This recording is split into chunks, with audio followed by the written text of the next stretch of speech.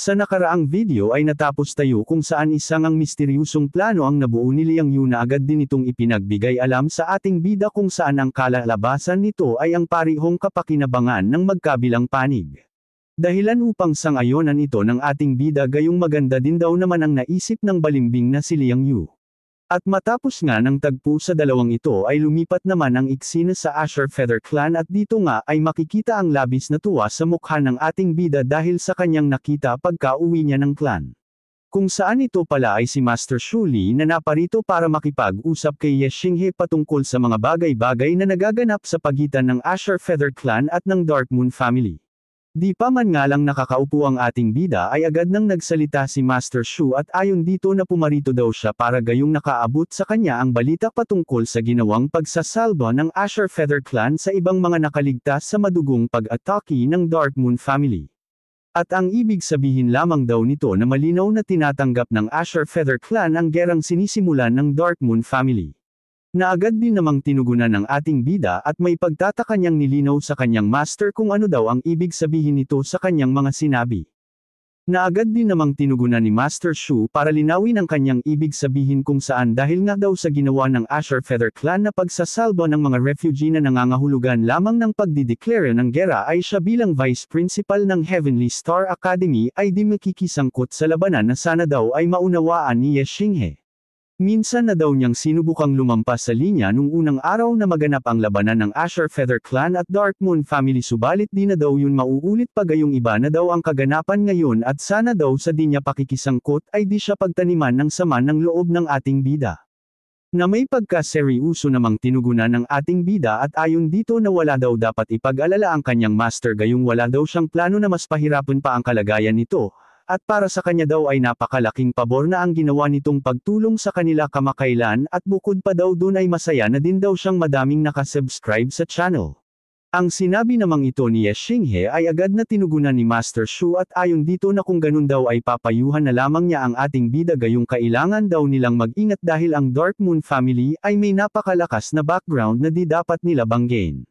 At para sa kanya daw kung siya lamang ang masusunod ay mas makabubuti pa ang umatras na lamang daw si Ye Xinghe sa paparating na gera gayong para na din daw ito sa kaligtasan ng buong Asher Feather Clan at para na rin din na damanak pa ang dugo. Ang mga payo namang ito mula kay Master Shu ay nagbigay ng ilang realisasyon kay Ye Xinghe dahilan upang agad niyang pag-isipan ang mga sinabi ng kanyang master. At makalipas nga ng ilang sandaling pag-iisip ng ating bida ay agad na din itong nagsalita at ayon dito na alam na din daw naman niya na talagang di biro ang makalaban ng Dark Moon Family at gusto din niya ng kaligtasan ng Asher Feather Clan subalit para daw sa kanilang dignidad ay kailangan nilang ipagpatuloy ang laban. Dagdag pa ni Ye Xinghe na masyado na daw sumusubra ang Dark Moon Family sa mga kawalang hiyaan nitong ginagawa kaya naman para daw sa hustisyang kanilang inaasam ay kailangan ng isang pamilyang tatayo para lumaban sa mga ito at yun ay ang Asher Feather Clan. Bukod pa daw dyan ay napag-usapan na din nilang ang patungkol dito kung saan pariho lamang daw ng sagot si Uncle Patriarch Yejun at ang kanyang ama pati na din maging ng ilang mga individual ay gusto talaga ng paghihigan para sa kani-kanilang dignidad. Ang mahaba-haba namang paliwanag ni Ye Xinghe sa kung bakit di sila pa pwedeng basta-basta na lang umatras ay agad na naunawaan ni Master Shu Li kaya naman sinabi nito na kung yun daw talaga ang nais ng bawat isa ay wala na siyang karapatan pa para humadlang sa kanila. At matapos namang makapagsalita ni Master Shu Li ay agad na nagkaroon ng bahagyang katahimikan sa dalawa senialis na tapos na ang kanilang pag-uusap patungkol sa bagay na ito. Maya-maya pa ay muling nagsalita si Master Shu para basagin ang panandaliang katahimikan at ayon sa kanya na proud daw siyang nagkaroon siya ng disciple na gaya ni Ye Xinghe kaya naman sa labanan daw na magaganap ay mananatili siyang nakapanood sa malayo at kapag naalagatan niyang nadidihado na ang panig ni Ye Xinghe ay saka na lamang siya gagawa ng aksyon. Kaya naman nagsalita din ang ating bida at ayon dito na may naisip na daw siyang plano kung paano tuluyang mapapabagsak ang Dark Moon Family. At ang nais lamang daw ni Ye Xinghe ay isang pabor sa kanyang Master Shu Li. At ang sinabi namang ito ni Ye Xinghe ay bahagyang nagpamangha kay Vice Principal Shu at habang bahagyang di makapaniwala ay tinanong na lamang niya ang ating bida sa kung ano daw naman ang gusto nitong pabor mula sa kanya. Na agad din namang sinabi ni Ye Xinghe kung saan nais daw niyang manatili pansamantala sa Asher Feather Clan ang kanyang master habang isinasagawa nila ang kanilang plano para maging ligtas ito habang wala sila dahil isasama daw niya ang ibang mga expert sa pag-alis, at sa oras daw na malaman ng kabilang panig ang kanilang paglisan ay baka kunin nila itong oportunidad para umatake subalit di yun mangyayari kung nandito ang presensya ni Master Shu Li. Na agad din namang tinugunan ni Master Shu Li at ayon dito na ipanatag daw ni Ye Xinghe ang kanyang kalooban habang wala sila gayong makakaasa daw ito na siya na ang bahala sa pagprotekte sa Asher Feather Clan habang nasa misyon ito. At ang sinabi namang ito ni Master Shu Li ay labis na ipinagpasalamat ni Ye Xinghe gayong mapapanatag daw talaga siya kung ito ang may iwan sa kanilang clan dahil sa taas ng level nito. At matapos naman ang kaganapan sa Asher Feather Clan ay lumipat naman ang eksena sa nasasakupan ng Dark Moon family. Kung saan nga ay maririnig ang boses na nagtatanong sa kung totoo daw ba ang bagay na sinasabing kung ano ng magnanakaw ng panty na si Liang Yu sa kanilang. Kung saan ang nagtanong palang ito ay ang hangal na si Liang Xiang na makikitang animoy nag-iisip patungkol sa kung anong bagay ang sinabi nga ng ugok na si Liang Yu sa kanyang ama. At ang sinabi palang ito ni Liang Yu ay ang patungkol sa kinalalagyan ng Tianlong Treasure o ang Heavenly Dragon kung saan kinlaro pa ng hangal na ito kung totoo daw bang sa Mount Beiming ito matatagpuan gaya ng sinasabi ni Liang Yu. Na agad ding tinugunan ng magnanakaw ng panting ito at ayon dito na di daw niya kayang magsinungalan sa kanilang patriarch kaya naman makakasiguro itong totoo ang kanyang mga sinambit. Dagdag pa nito na sa nakaraang ilang dekada daw ay nakumpirma na ng kanilang mga kamayembro na ang Tianlong Treasure ay matatagpuan malapit sa Tianzhong City subalit walang nakaalam sa eksaktong lukosayon, gayon pa man ay lagi itong nararamdaman ng ilan sa Mount Beiming na siya ring pinaghihinala ang eksaktong lukosayon ng kayamanan. Bukod pa daw dyan, kamakailan lamang ay may isang expert geomancy ang nagkumpirma na tanging ang Mount Beiming lamang ang papwedeng kalagyan ng Tianlong Treasure dahil sa auspicious nitong lukosayon. Sinambit pa ng magnanakaw ng panting si Liang Yu na ang balitang ito daw ay kasalukuyan ng ipinapakalat sa buong dinastya at di malabong madaming mga pamilya ang mag-uunahan para makuha ang kayamanang ito na papwedeng mauna sa kanila. At kung di daw sila agarang kikilos para sa kayamanan ay baka sa ibang kamay pa mapunta ang napakalaking kayamanan ng Heavenly Dragon o ng Tianlong Treasure na kanyang ipinapangamba gayong sayang daw ang pagkakataon habang sila pa lamang ang nakaaalam ng impormasyong ito. At ang lahat naman ng sinabing ito ni Liang Yu patungkol sa kayamanan ay may pagkaseryusong iniisip ng hangalwaring tinitimpla kung alin ang dapat nilang iprioridad sa dalawang bagay nilang kinakaharap. Subalit makalipas pa ng ilang sandali ay may pagkaseryoso nitong sinabi na ngayon daw ay nasa critical silang kalagayan kung saan kasagsagan silang nakikipag-unahang maghanda sa digmaan laban sa Asher Feather Clan at di daw sila papwedeng magpabayan ng kahit na saglit gayong maaari daw nila itong ikatalo.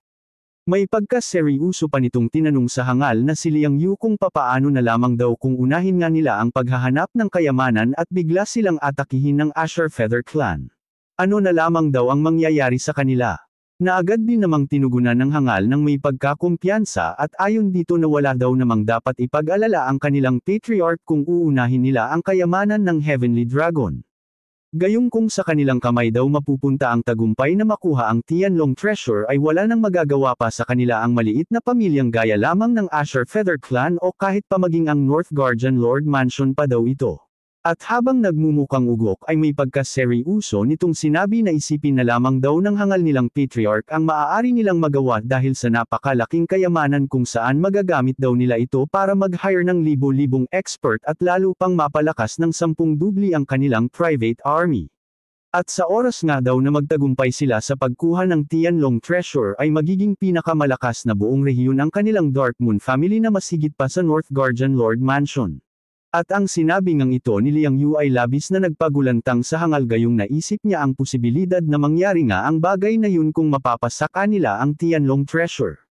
Habang sa parihong sandali ay makikita ang dalawang elder na palot pa ang isa kung saan nagkatinginan pa sa isa't isa dahil sa papwedeng mangyari na kanilang narinig mula sa bibig ni Liang Yu.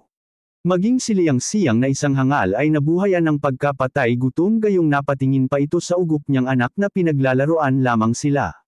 Habang makikita naman si Liang Yu na tahimik lamang na nakikiramdam at nag-aantay sa mga idol nating hangal na malapit nang mag-subscribe muli at manood ng tuloy-tuloy. Ang sinabi ngang ito ni Liang Yu ay labis na nakapagbigay sa hangal ng tila malalim na palaisipan sa kung ano ang kailangan nilang unahin sa dalawa, ang makipag-ubusan ng lahi sa Dark Moon family o ang maghanap ng kayamanan para makapagbahagi ng super thanks sa channel na ito. Subalit bago pa magpatuloy ang kwentuhan ay isiningit na naman ni Idol Hangal ang kanina pa niya gustong hilingin sa inyo kung saan gusto daw niyang mag-subscribe muna kayong mga alamat at mag-like ng video sa ating munting channel. Maya-maya pa matapos mag-isip ng hangal na si Liang Xiang ay may pagkakalmado niyang tinanong ang magnanakaw ng panty na si Liang Yu sa kung ano daw para dito ang dapat nilang unahing gawin, sa ni Alice na ibinibigay na nito ang karapatan para magdesisyon sa di malamang dahilan. Na may pagkapakunwari namang magalang na tinugunan ng ugok at ayon dito na wala daw siya sa tamang lugar para maimpluwensyahan ang pasya ng kanilang patriarch dagdag pa dyan ay alam din daw niyang sa pagitan ng Tianlong Treasure at ng Azure Feather Clan. Ay madali lang para sa kanyang ama na malaman kung alin talaga ang mas kailangan nilang unahing gawin at gaya nga ng kanyang sinabi ay madali lang sa gaya nitong patriarch ang magpasya sa kung alin ba ang mas importante sa dalawang ito. Ang sinabi namang ito ng ugok sa si Liang Yu ay agad na tinugunan ng hangal at ayon dito na matanda na din daw siya sa pagiging patriarch ng pamilya kaya naman di magtatagal ang ipapasa na niya ang pagiging patriarch sa kanilang younger generation. At ngayon daw ay tanging si Liang Yu lamang ang natitirang direct descendants ng kanilang clan gayong ang iba nitong kapatid ay wala ng mga silbi dahil sa pagkawasak ng kani-kanilang mga dantian at bukod pa dyan ay si Liang Yu din lamang ang sinusuportahan ng dalawa nilang nakatataas na elder sa kanilang pamilya.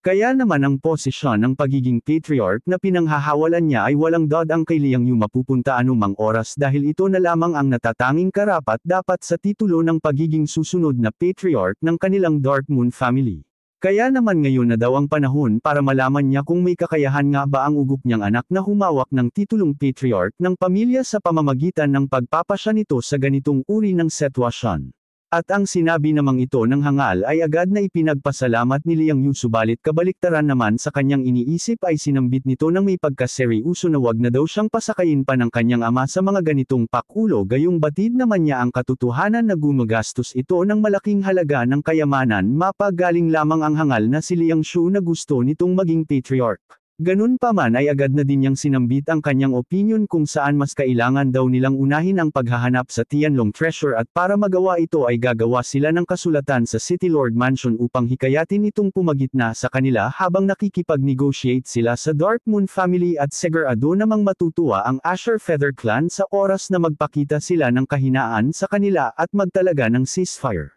At sa oras daw na matapos nilang magawa ang ceasefire ay maaari na silang makapagtungo sa Mount Baiming nang walang anumang isipin at sa oras daw na makuha na nga nila ang Tianlong Treasure ay saka na lamang sila gumawa ng plano para lipulin ang buong Azure Feather Clan sa kanilang landas. Ang opinyon namang ito ng ugok na si Liang Yu ay tinugunan lamang ng napakalakas na pagmumura ng hangal na patriarch gayong nahihibang na daw ito sa mga pambata nitong pagpapasya. May panggagalaiti nitong sinambit na ang sinabi daw nitong kahibangang pagpapakumbaba sa mahinang clan ng Azure Feather family ay masahol pa sa pagbasura nila sa dignidad ng kanilang sariling Dark Moon family kaya papaano daw nakakapagsalita at nakakapagbigay ng ganitong mga walang kwentang opinyon ang ugok na si Liang Yu. Na agad din namang tinugunan ng ugok at giit niya na kung ganun daw ay ang kanilang patriarch na lamang ang magpasya sa kung alin ang dapat, ang unahin ng Azure Feather Clan o ang maghanap ng Tianlong Treasure na may kakayahang makapagbigay sa kanila ng napakalaking oportunidad.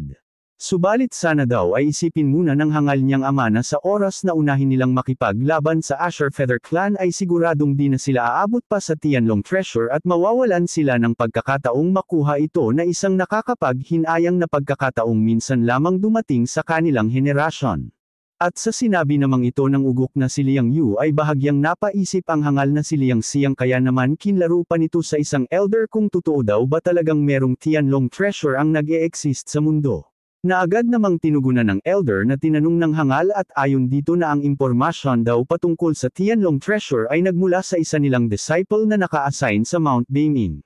At ayon sa report ng nasabing disciple ay kasalukuyan ng kumakalat sa buong Tianzang City ang patungkol sa kayamanan dahilan upang may pailan-ilan ng noble family ang magtungo sa lugar at bukod pa daw dyan ay nakadating na din sa Eternal Heaven family at Blue Flame family ang patungkol dito na segurado daw niyang kumikilos na rin para sa kayamanan ng Heavenly Dragon.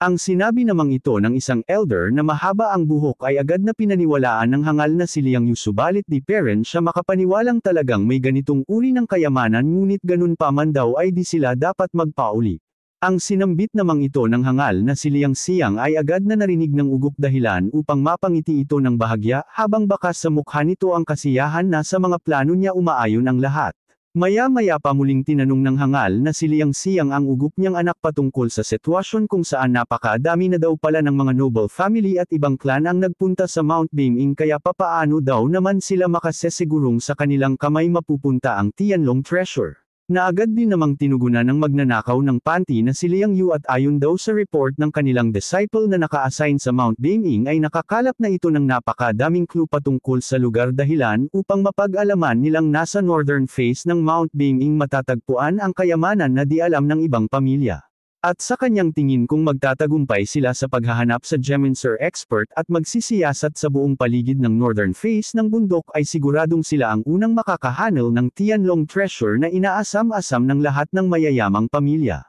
Ang lahat naman ng paliwanag ni Liang Yu patungkol sa posibilidad na sila ang mauna sa kayamanan ay tila tinitimpla pa ng hangal sa mahina niyang kukuti, gayong bakas nga sa mukha nito ang pagdadalawang isip sa bagay na ito. Nang makita naman ng pultak na elder ang pag-aalangan ng kanilang patriarch, ay agad nitong sinambit na sa tingin daw niya ay kailangan nilang magbaka sakali sa kayamanan, gayong nasa kanila daw ang kalamangan sa posibilidad na makuha ito, at sa oras na mapasakamay na nila ang Tianlong treasure ay siguradong magagawa na nilang mahigitan ang North Guardian Lord Mansion at sila ang hirenjing pinakamalakas sa buong rehiyon. At dahil nga sa sinabi ng pultak na elder ay tuluyan ang nakagawa ng desisyon ng hangal, kaya naman may pagkaseryoso nitong sinambit na kung ganun daw ay uunahin na nila ang Tianlong treasure at makikipag-ceasefire na lang sa kanilang kalaban, subalit di daw sila pa pwedeng mabaigo sa paghahanap ng kayamanan, kaya naman ipinag-utos nito na tipunin daw ang lahat para sa kanilang pagpaplano, na agad namang sinunod ng mga elder. At matapos nito ay agad na lumipas ang magdamag, kung saan ipinapakita naman sa eksena ang maaliwalas na umaga ng Asher Feather Clan.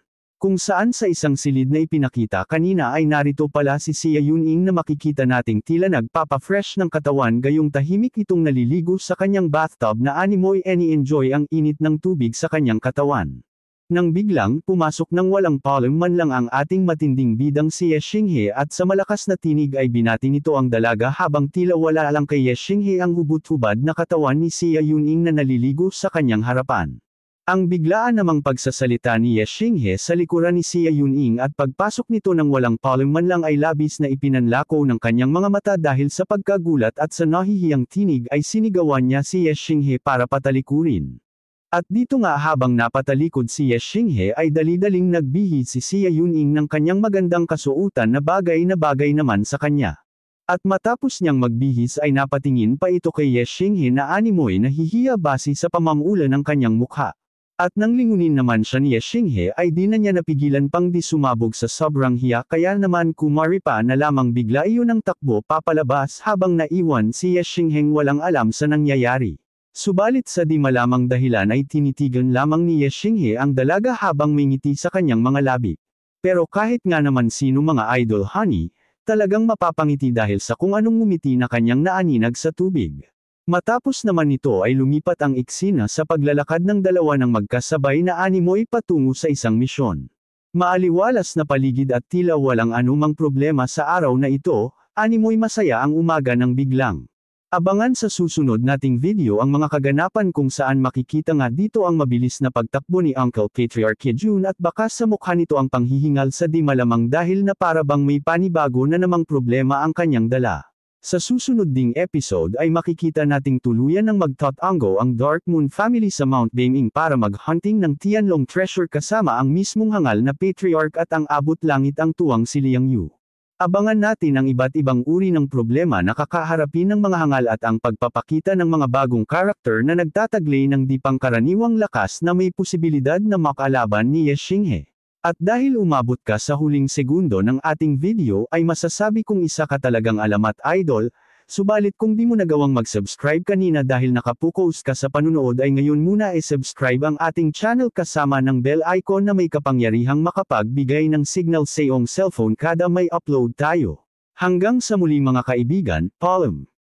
Announcement muna tayo kung may nanunood pa hanggang dito.